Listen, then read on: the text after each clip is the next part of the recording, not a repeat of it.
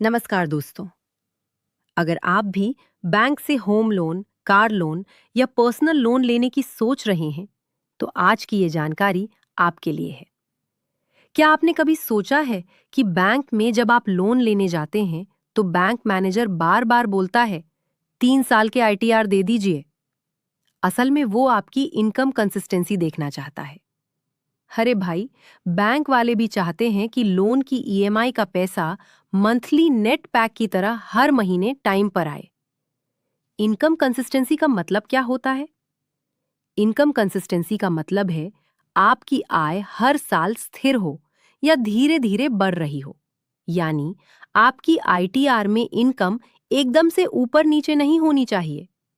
मतलब इनकम का graph share market जैसा नहीं होना चाहिए, वरना बैंक वाले भी घबरा जाते हैं। उदाहरण के लिए, पहले साल 3 लाख, दूसरे साल 3.5 लाख, तीसरे साल 4 लाख, तो ये कंसिस्टेंट इनकम मानी जाती है। वाह, स्टेडी कस्टमर मिला, ईएमआई भी स्टेडी आएगी। लेकिन अगर एक साल 1 लाख, दूसरे साल 8 लाख और तीसरे साल 2 लाख, तो बैंक इसे रिस्क मानता है। भाई, ये इनकम तो रोलर कोस्टर राइड है। इस स्थिति में लोन की ईएमआई का क्या होगा? बैंक को इससे क्या फर्क पड़ता है? देखिए, बैंक आपको लोन देता है तो उसे सिर्फ आज की इनकम नहीं चाहिए। उसे ये भरोसा चाहिए कि आप आने वाले 10 से 20 साल या जितने साल के लिए भी लोन ले रहे हैं, तब तक ईएमआई भर पाएंगे या नहीं। अगर आपकी इनकम स्टेबल है, तो बैंक को भरोसा होता है। बैंक वाले भी चाहते हैं कि ईएमआई का पैसा रोजाना सुबह की चाय की तरह टाइम पर मिले। दूसरा कारण है इनकम की सच्चाई। अगर आपने एक ही साल में अचानक बहुत ज्यादा इनकम दिखा दी, तो बैंक को शक होता है कि कहीं ये इनकम सिर्फ लोन लेने के लिए तो नहीं बढ़ाई गई। भाई, ये इनकम असली है या बजट में वित्त मंत्री ने बोला कि 12 लाख तक इनकम पर टैक्स नहीं, तो आपकी इनकम सीधी 5 लाख से 12 लाख हो गई। तीसरा कारण, बिजनेस स्टेबिलिटी। खासकर अगर आप सेल्फ एम्प्लॉयड हैं, तो बैंक ये देखता है कि आपका काम लंबे समय तक चलेगा या नहीं।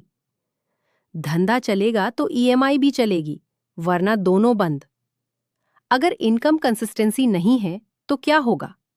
सीधी बात, लोन मिलना मुश्किल हो जाता है, या फिर लोन अमाउंट कम हो सकता है, इंटरेस्ट रेट ज्यादा लग सकता है, एक्स्ट्रा डॉक्यूमेंट्स मांगे जा सकते हैं, और कई बार लोन रिजेक्ट भी हो सकता है। भाई, इनकम कंसिस्टेंसी तो दिखाओ, वरना लोन का सपना सपना बन के रह जाएगा। आपको क्या करना चाहिए? हर साल अपना आईटीआर समय पर फाइल करें। इनकम धीरे धीरे और वास्तविक तरीके से बढ़ाएं। एक साथ ज्यादा इनकम दिखाने की गलती ना करें। बैंक ट्रांजैक्शंस और आईटीआर में मैच रखें। याद रखने वाली सबसे जरूरी बात, बैंक आपकी आज की इनकम नहीं, आपकी स्टेबिलिटी देखता है। भाई, ईएमआई का भरोसा चाहिए, इनकम का जादू नहीं। अंत में एक छोटी सी बात, एक दिन की कमाई से भरोसा नहीं बनता, लगातार कमाई ही बैंक को यकीन दिलाता है। हर साल वैलेंटाइन डे और एनिवर्सरी पर वाइफ को घुमाने ले जाने से रिश्ते में मिठास और भरोसा बना रहता है। अगर आपको ये जानकारी यूजफुल लगी हो, तो वीडियो को लाइक करें, शेयर करें और ऐसे ही फाइनेंस और टैक्सेशन से जुड़ी जानकारी के लिए चैनल को सब्सक्राइब जरूर करें। धन्यवाद।